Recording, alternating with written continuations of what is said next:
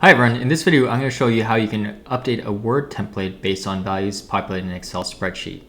In this case I have a standard resume which I want to update the recruiter name, position name, and company name based on the values populated in this spreadsheet. So using UiPath I can actually automate this process, so I can populate the spreadsheet with as many companies as I want and run it, and simply it will develop all the resumes updated with the values. So in this case, I have the completed UiPath file completed here. I'm just going to run it to show you how it works. So as you can see, once I start pressing play, it will go into each Word file, save a new copy of the Word file based on the company name. We'll update the recruiter name, position name, and that's all. So it should take only a few, maybe a minute or two to populate all the information.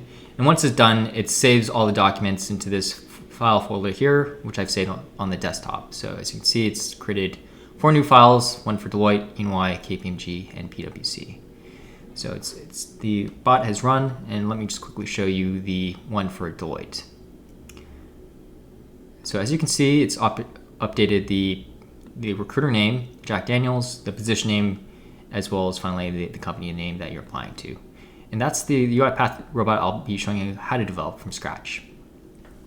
So first off, let's start off with a new Word or UiPath document.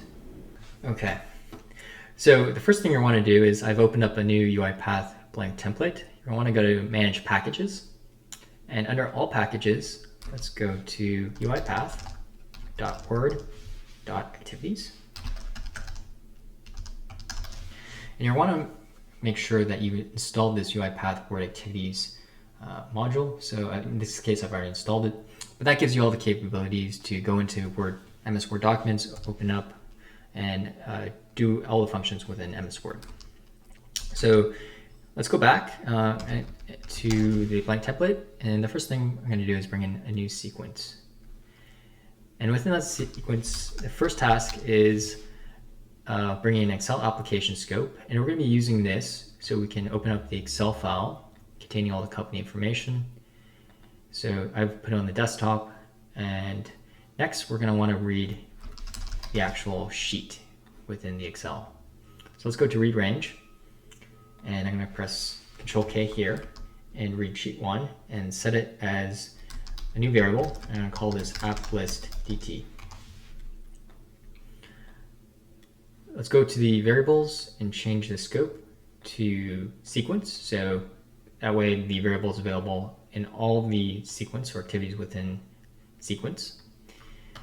Next, let's go back to the activities search, and then let's bring in a for each row in data table. So far what we've done is we've opened up this Excel in UiPath, we've read sheet 1, and what we're going to want to do is we're going to cycle through each of the rows and assign the company name, recruiter name, and position name to variables. So let's go back. So we've put in this for each row in data table. I'm going to change this to company. And we've done this we're going to cycle through the new variable that we created, app_list_dt. And we're going to let the UiPath know which row we're in by using this index number. So the first row or index number is 0, and then goes to 1, 2, 3. And each row is a company. So let's call this variable for index number, row index, and then let's call this app_list_dt. Okay, so the first thing we're going to do is we're going to cycle through each row, and we're going to assign each company information to a variable. So the first variable we're going to do is company name. So let's press Control K, company name, and let's go here. I'm going to press the Advanced Editor, and let's go to app_list_dt.rows, and then first row, using the variable we created, app_list_dt, and .item, and we're going to put in the column where we want to get the information, so company _name. And lastly, we want to put toString to indicate that we want to make this a string value. So this extracts the first company, then the second company for each of these, for each row. So we've assigned the company names. We're going to want to do the same for recruiter name and position name. So I'm going to go back to this, assign, and copy and create 3 of these. And then let's delete this. Next, we're going to want to put the position name. And then click this, open Advanced Editor. And then let's put in the column name in Excel. So it's position name. And we're going to want to do the same thing for the last piece of information, which is the recruiter name. So copy this. So delete this and press Control K. And let's call it recruiter name. Let's click plus here. And then I'm going to change this piece of information to the recruiter name. So we assigned the 3 pieces of information we want to update in each Word template. Let's go to Word Application Scope. So let's go, if you press Browse for File, and what we're going to do is indicate where the Word file is. And the first thing you're going to want to do is go to Save Document As. So we're going to save a new template for each company. So let's click here under the plus, open Advanced Editor, and we're going to put in the path where the file is located in desktop. And I'm just going to copy this path navigation here in quotations. And then I'm going to add in a backspace and then put in the variable company name. And lastly, I'm just going to put in an underscore, put cover letter, and press OK. So in this case, we're not going to replace an existing because there shouldn't be any.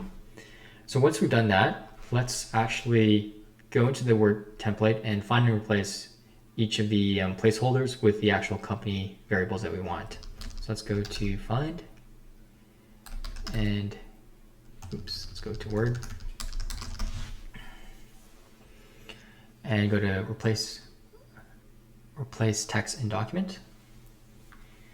And then let's go back to our Word document, which was located on the desktop,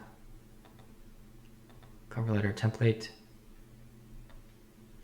So we're going to want to update this recruiter name here, position name, and lastly, company name.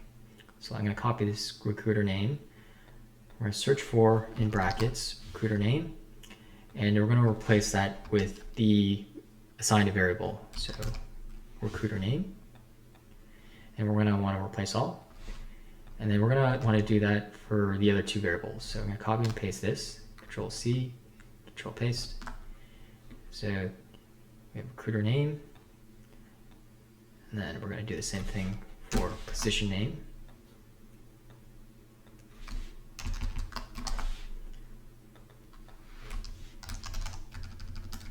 Change that with position name. And lastly, company name.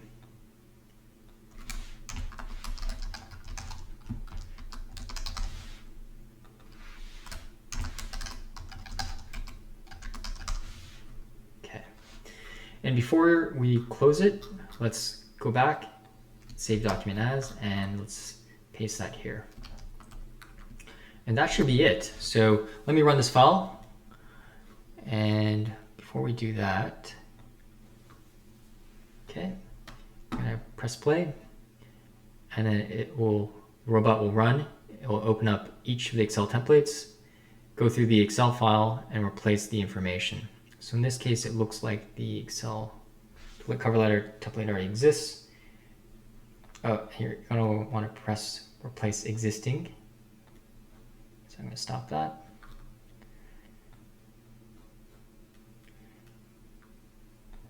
make sure you have this replace existing enabled, so that way you can save the document. So let's try that one more time. So in this case, let me get rid of the Deloitte cover letter.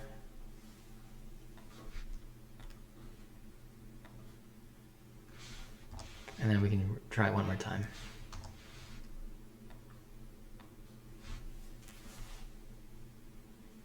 So what the UiPath robot will do is it'll open up the Word template, assign all the variables from the Excel file to appropriate variables, and then go into the Word templates, find and replace, and then save it as a new document.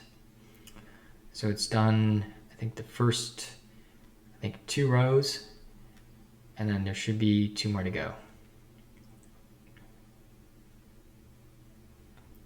So as you can see, if I go back to the folder, it's created the Deloitte cover letter, EY cover letter, KPMG, and lastly, it should have created the PwC cover letter. Perfect. All right, so what I'm going to do is, I think the UiPath document or bot has run. Let's go into the Deloitte cover letter and just verify it's updated all the information. So as you can see, has for the first row we have Jack Daniels as the recruiter, position is consultant, and the company is Deloitte. So the last thing I want to mention is when you actually do it for your document, make sure that you don't have the highlighting for each of the positions and variables you want updated. Just keep it as the regular format that you want.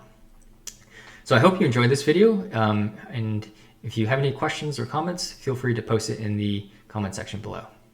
Thanks.